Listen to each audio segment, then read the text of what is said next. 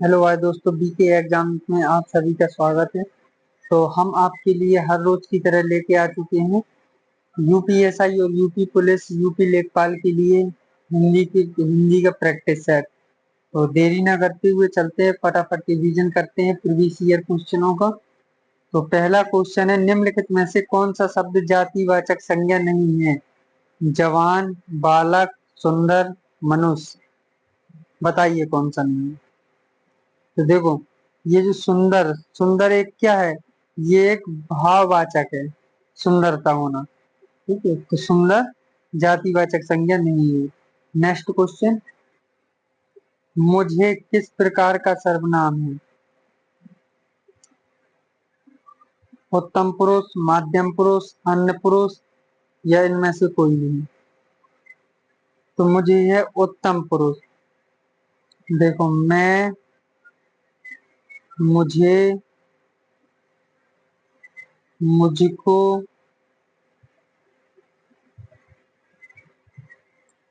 मध्यम पुरुष में कौन कौन से होते हैं? तुम, तुम्हें, ये कौन से होते हैं? मध्यम पुरुष। यह, वह, ये, वे, ये कौन से होते हैं? अन्य पुरुष में आते हैं। तो ये हैं अन्य पुरुष, मध्यम पुरुष और उत्तम पुरुष। नेक्स्ट क्वेश्चन, चाकू शब्द का बहुवचन क्या होगा? चाकुओं, चाकुएं, चाकुओं, चाकू। तो देखिए, चाकू शब्द चाकू होती है, जो चाकू का बहुवचन चाकू ही होता है। नेक्स्ट क्वेश्चन, कौन सा भाग आसन्न भूतकाल में है? तू आता तो मैं जाता, मोहन आया सीता गई, वह आया था, मैंने आम खाया है। बताइए। आसन्न भूतकाल में, तो आसन्न भूतकाल में है मैंने आम खाया है। Dog number. नेक्स्ट क्वेश्चन, ठीक समय पर आ जाना में कौन सा कारक है? कर्म कारक, करण कारक, ये संप्रदान कारक, अधिकरण कारक। बताइए। ठीक समय पर आ जाना, इसमें पर लगा हुआ है, तो क्या हो जाएगा? अधिकरण। हमने बताया था आपको कि अगर ने आ जाए तो कर्ता, कर्म, अगर को आ जाए तो कर्म,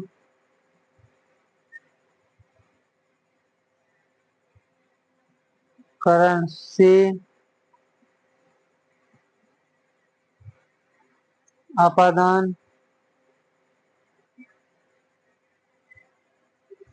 से अलग, जब अलग हो रहा हो, जैसे पेड़ से पत्ता गिरा। संप्रदान को के लिए, को के लिए, अधिकरण में और पर, ये होती है इनकी पहचान कारक की। चलिए नेक्स्ट क्वेश्चन, कवि शब्द का स्त्रीलिंग रूप है? कवित्री, कवित्री, कवयित्री, या कवयत्री। बताइए क्या हो जाएगा? तो इसका हो जाएगा कवित्री। ये बहुत इंपॉर्टेंट क्वेश्चन है, बहुत पूछा जाता है। तो क्या हो जाएगा? कवित्री। नेक्स्ट क्वेश्चन, अर्चना अत्यंत सुंदर है, रेखांकित पद का भेद बताइए। विशेषण, प्रिविशेषण, विशेष विशेषण, और यह सब विशेषण।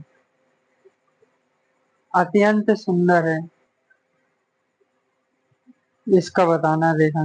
देखो, वो सुंदर तो है, विशेषता तो बता रहा है, मगर अत्यंत सुंदर, बहुत सुंदर, तो क्या हो जाता है? प्री विशेषण। जो विशेषण की विशेषता बताए उसे क्या कहते हैं? प्री विशेषण। नेक्स्ट क्वेश्चन, चूड़ी अच्छी थी, में थी कौन सी क्रिया है? योजक क्रिया, अधिकार, द्योतक क्रिया या अप्रत्यक्ष क्रिया या औचित्य बोधक क्रिया? बताइए इसमें कौन सा हो जाएगा। तो चूड़ी अच्छी थी में थी योजक क्रिया। भरोसे में शब्द का कौन सा रूप है? विशेषण, क्रिया विशेषण, संबंध बोधक या समुच्चय बोधक? बताइए। भरोसा, भरोसा ये क्या है? संबंध बना रहा है। मतलब जैसे अपन कोई दोस्त हैं दोनों, उसमें अगर भरोसा है तो संबंध अच्छा होगा।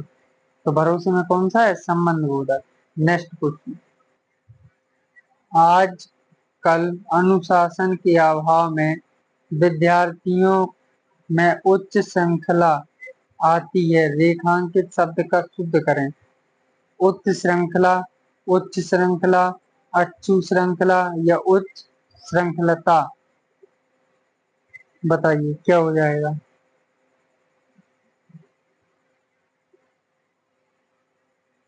यहाँ पे हो जाएगा, ये ऐसे कर लेंगे, उच्च श्रृंखलता, कैट नंबर। देखिए, उच्च श्रृंखलता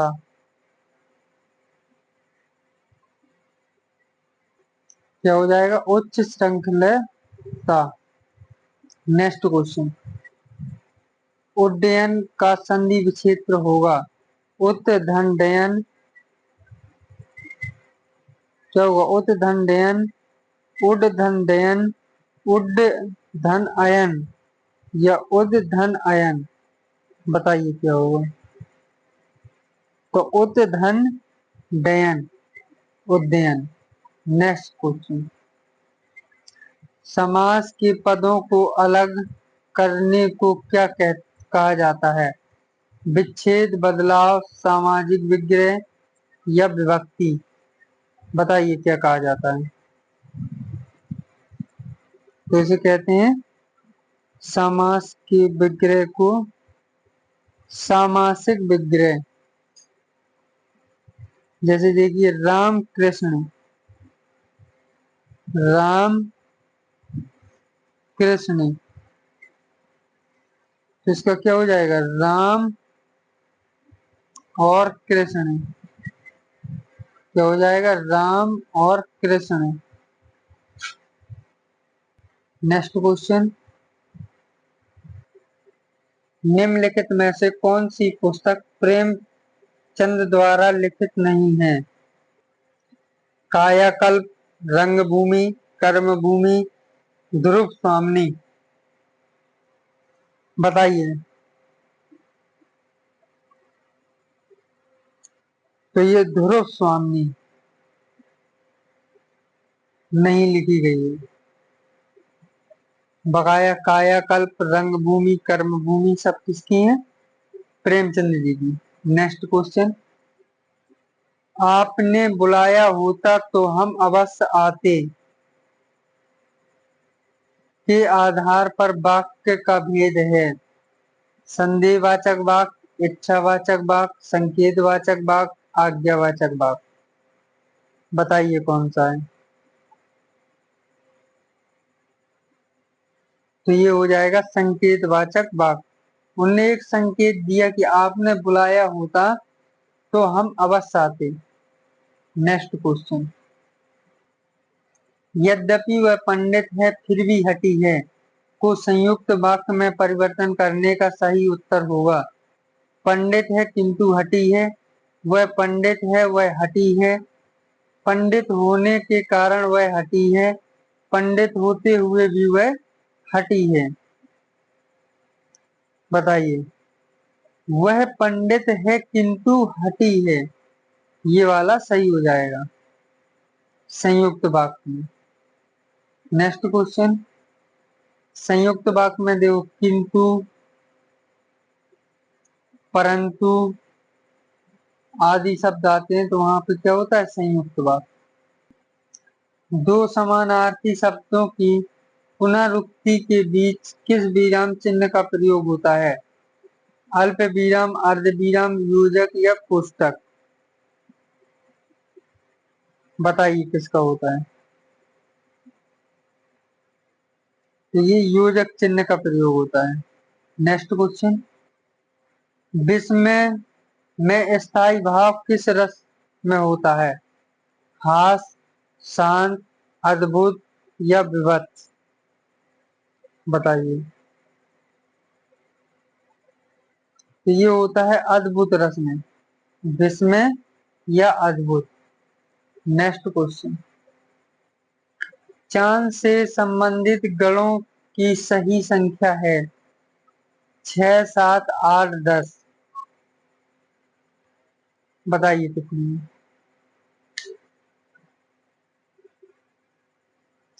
तो ये है छंद कितने प्रकार के? 8 प्रकार के। कितने हैं? 8। नेक्स्ट क्वेश्चन, मनुष्य वही है जो मनुष्य के लिए मरे।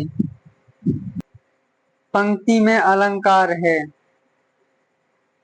अनुप्रास, यमक, श्लेष या रूपक? मनुष्य वही है जो मनुष्य के लिए मरे, तो इसमें कौन सा अलंकार है? यमक अलंकार है। नेक्स्ट क्वेश्चन, ऐसा मनु व्यक्ति जिसके आने का दिन और समय पहले से निश्चित नहीं होता है, उसे क्या कहते हैं? अभ्यागत, गण गणमान्य, अतिथि, असामयिक? तो उसे क्या कहते हैं? अतिथि, मेहमान। जैसे उसका कोई कंफर्म तो होता नहीं है कब आना है, तो उन्हें क्या कहते हैं? अतिथि। नेक्स्ट क्वेश्चन, कौन सी भाषा प्राचीन नहीं है? अपभ्रंश, पंजाबी, प्राकृत, संस्कृत? बताइए। तो पंजाबी। ठीक है, पंजाबी और पैसाची ये अपभ्रंश की भाषाएं हैं।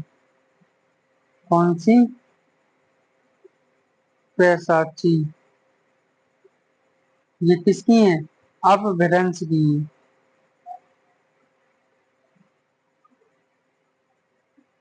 नेक्स्ट क्वेश्चन, हिंदी वर्णमाला में अंग और आह क्या है?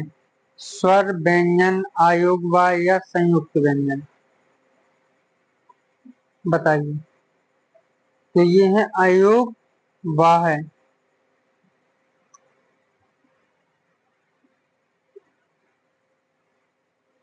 संयुक्त व्यंजन होते हैं सा, सा, सा,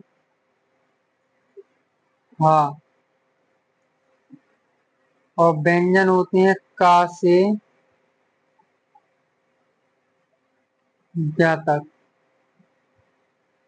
स्वर होते हैं छोटा आ, बड़ा आ, छोटी, बड़ी, छोटा ऊ, बड़ा ऊ, ए, आय, ओ, आओ। ये क्या होते हैं? स्वर होते हैं।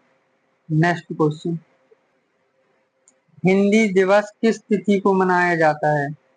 14 अगस्त, 14 नवंबर, 14 सितंबर, 15 सितंबर? बताइए। हिंदी दिवस 14 सितंबर को मनाया जाता है। ये 14 सितंबर 1949 से मनाना शुरू हुआ था। ये किससे? अनुच्छेद 343 से 351 तक में राजभाषा को उल्लेख है। ठीक है, ये अनुच्छेद है। और ये मनाना कब से शुरू हुआ था? 14 सितंबर 1949 से। नेक्स्ट क्वेश्चन, अघोष वर्ण कौन सा है? आ, जा, हा, सा? बताइए।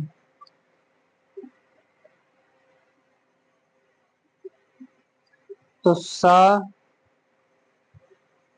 सा, सा, ये सभी कौन से अघोष होते हैं? कौन से होते हैं? अघोष व्यंजन होते हैं। नेक्स्ट क्वेश्चन, पंकज, जलज आदि किस प्रकार के शब्द हैं? अरुण, यौगिक, योगरूण या मिश्रित? तो पंकज, जलज आदि कैसे हैं? योगरूण हैं। देखो, ऋण शब्द किसे कहते हैं? जिनके टुकड़े न किए जा सकें, जिनके टुकड़े न कर सकें, उन्हें क्या कहते हैं? ऋण शब्द कहते हैं। नेक्स्ट क्वेश्चन, निम्नलिखित शब्दों में से तत्सम शब्द को पहचानिए। कारण, लोहा, बंदर, दूध। तो तत्सम शब्द कौन सा? कारण। इसका तद्भव रूप क्या होता है? कारण। नेक्स्ट क्वेश्चन, निम्नलिखित में से कौन सा तद्भव शब्द है? इष्टिका, कुपुत्र, अमीर, उलूक। तद्भव शब्द है तो ये अमीर, जिसका तत्सम होता है अमृत। क्या होता है? अमृत। उलूक माने उल्लू। नेक्स्ट क्वेश्चन, जिन शब्दों की उत्पत्ति का पता नहीं चलता उन्हें क्या कहते हैं? विदेशज, देशज, तत्सम, तद्भव। तो जिनका पता नहीं होता उन्हें क्या कहते हैं? देशज शब्द। जैसे गमला, गमला क्या है? विदेशज है। अलमारी, ये विदेशज है। और देशज शब्द है पगड़ी, लोटा। ये कौन शब्द है? ये देशज शब्द में आ जाते हैं। नेक्स्ट क्वेश्चन, उपसर्ग को कहते हैं सावधान, वाक्यांश, शब्द, पद। बताइए क्या कहते हैं? तो इसे कहते हैं शब्द। नेक्स्ट क्वेश्चन, हिंदी में शब्दों के बाद जोड़ने वाले सावधानों को क्या कहते हैं? सर्वनाम, परिषद, संज्ञा, विशेषण। बताइए क्या कहते हैं? यहाँ शब्दांशों कर लेना। तो क्या कहते हैं? परिषद। नेक्स्ट क्वेश्चन, भारतीय लोक जीवन में योग को अति महत्वपूर्ण समझा जाता है। किसी नियोग, भोग, अभियोग या रोग। बताइए इसका सही आंसर क्या हो जाएगा?